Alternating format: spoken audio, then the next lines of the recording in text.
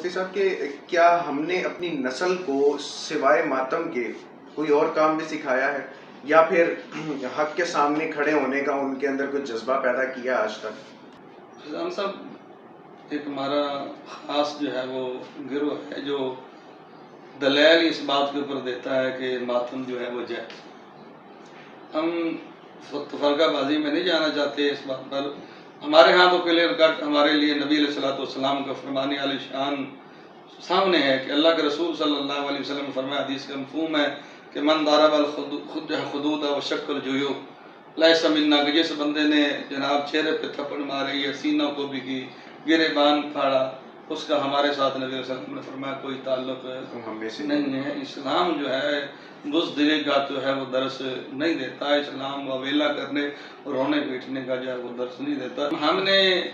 سکھانا یہ تھا کہ ظلم کے خلاف آپ نے ڈٹ جانا ہے، حق کا ساتھ دینا ہے،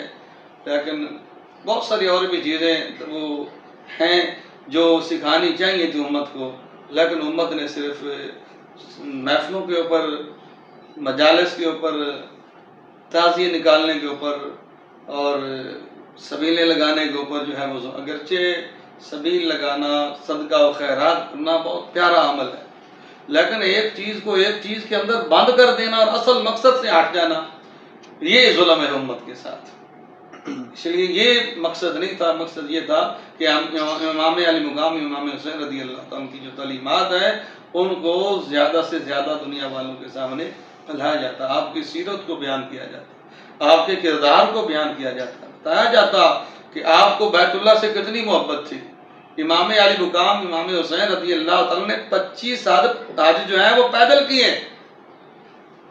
25 حج آپ نے پیدل کیے ہیں، آپ کی سیرت دی۔ آپ نے کربلا کے اندر خون سے وضو کر کے بھی تو نماز پڑھی، آپ نے تو اس وقت بھی نماز نہیں چھوڑی جب سر جو ہے وہ کٹا جا رہا تھا، آپ نے تو اس وقت بھی تلاوت نہیں چھوڑی جب سر کاٹ کے نیزے کے اوپر چڑھ جاتا۔ تو اس لیے امت کو اس طرف لگا دینا اور حقیقی روح سے ہٹ جانا، یہ امت کے ساتھ ظلم ہے۔ بالکل ایسے ہی ہے، میں یہاں پر دیکھتا ہوں یہاں پر سبیلیں لگتی ہیں ہمارے یہ پورے روڈ کے اوپر اس طرح سے، اور یہاں پر پتہ کیا کلچر ہے، یہاں پر اتنے بڑے سپیکر لگ جاتے ہیں کہ یہاں سے اگلے چوک تک کی ساری آوازیں، یہ ایک ہی روڈ پر 20-25 لوگ سپیکر لگا لیتے ہیں اور ایک ڈرم رکھ لیتے ہیں، اس میں شربت بانٹ رہا ہے، کوئی بریانی بانٹ رہا ہے، اور اتنے بڑے سپیکر لگا کے اتنا شور و گل، صرف ان کا بریک ٹائم اذان ہوتا ہے۔ جو اصل مقصد، جیسے کہ ابھی آپ نے بات کی، میں اسی سے بات اخذ کرنا چاہ رہا ہوں کہ حضرت امام حسین رضی اللہ تعالیٰ عنہ نے کس قدر نماز کے ساتھ وفا کی اور اللہ تعالیٰ کے آگے سجدہ کیا اور پھر اپنے آپ کو عبادت سے نہیں دور کیا۔